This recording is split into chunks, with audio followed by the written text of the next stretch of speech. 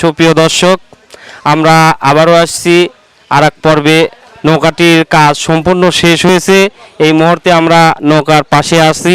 আমরা এখন নৌকার পিছন দিকে আছি। পিছনটা লাল কাপড় দিয়ে আর পুরাটা বাঁশের নৌকা। এই প্রথম দেখছি বাংলাদেশে, আমার মনে হয় প্রথম বাঁশের নৌকাটি তৈরি করা হয়েছে।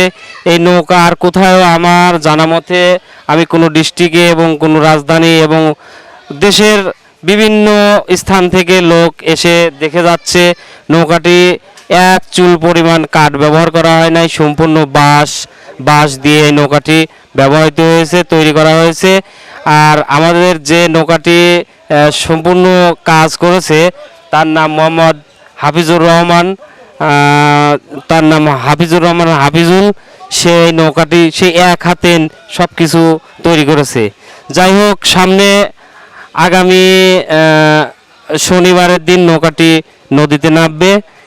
এটা সম্পূর্ণ কাঠের নৌকার মতনই বাজের নৌকা হিসেবে ব্যবহার করা হবে আর মেলায় নিয়ে যাবে।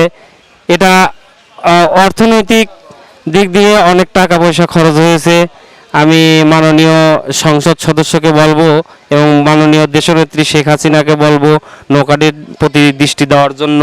আমরা নৌকাটি ঘুরে ঘুরে সব অংশই দেখাচ্ছি যে আমরা এখন সামনে যাই, সামনে দেখি কি অবস্থান আছে। পিছনটা তো আমরা দেখলাম,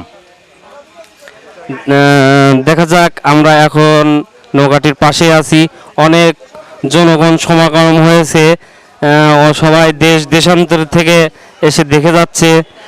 নৌকাটি অনেক সুন্দর আর অনেক স্মার্ট হয়েছে।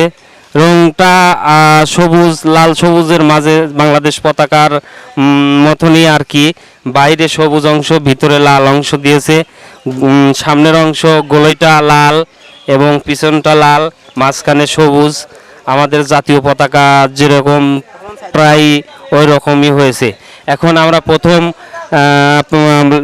প্রথম অংশে যাকে গোলই বলা হয় সেটাকে এখন মেরামত করছে। আমাদের সেই মানে দিনের পর দিন পরিশ্রম করে যাচ্ছে এবং রাতের পর রাত পরিশ্রম করে যাচ্ছে।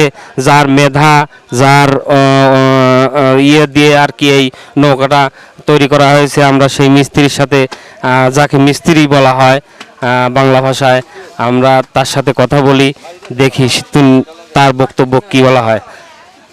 হ্যালো আঙ্কেল, আপনার সাথে কিছু কথা বলতে চাই।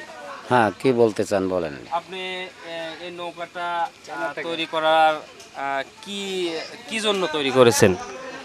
আমাদের এই নৌকাটা করার উদ্দেশ্য, আমার গ্রামে যারা প্রধান বর্গ আছে, জনসাধারণ, এদের কল্পনা যে আমরা একটা নতুন কিছু দেখতে চাই। এখন একটা বুদ্ধি করলাম যে আমরা অনেক আগের থেকেই ছোট ছোট নৌকা বানানোর অভ্যাস আমাদের আছে, যার জন্য সারা গ্রামলেই আমরা এই উদ্যোগটা আমাদের করা। এটা ছিল আমাদের প্ল্যান। আচ্ছা, এই নৌকাটা কি ওই কাঠের নৌকার মতন বাইচ দেওয়া যাবে? জি, এইরকম যদি নৌকা কারো থাকে তাহলে হয়তো সম্ভাবনা বাইচ দেওয়া যাবে, এমনভাবে তৈরি করা। আপনি কি নৌকা নিয়ে কি মেলায় যাবেন? জি, আমরা মেলায় যাব। আমরা আগামী শনিবারের দিন আমরা মেলায় অংশগ্রহণ করতে চাই, এরকম একটা মন মানসিকতা।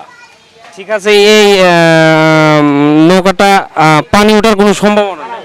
জি না, এখানে কোনো পানি ওঠার কোনো সিস্টেম নাই। অনেক কাপড় দেওয়া আছে, এর পানি উঠবে না আর কি।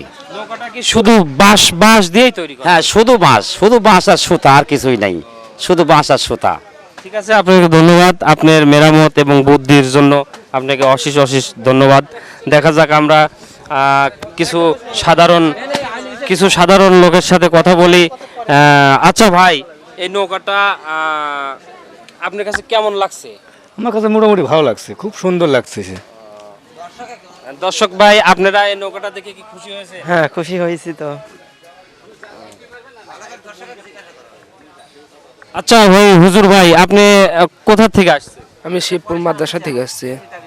মানে পাশের গ্রাম থেকে? জি। এই নৌকাটা দেখে আপনার কেমন লাগলো? খুব ভালো লাগছে। খুব ভালো লাগছে। জি, ধন্যবাদ আপনাকে।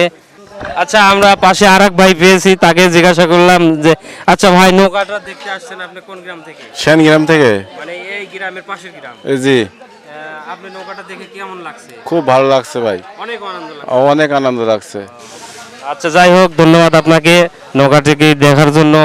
আরও দেশান্তর থেকে অনেকে লোক এসেছে নৌকা দেখার জন্য। আমরা আসলে এখন নৌকাটা মেরামতের শেষের দিকে, নৌকা প্রায় শেষ কাজ। এখন আমরা নদীতে ওনারা নামাবে, আমরা নদীতে নামানোর পর আর একটি পর্ব আমরা ভিডিও করব, সেটা পরে দেখানো হবে।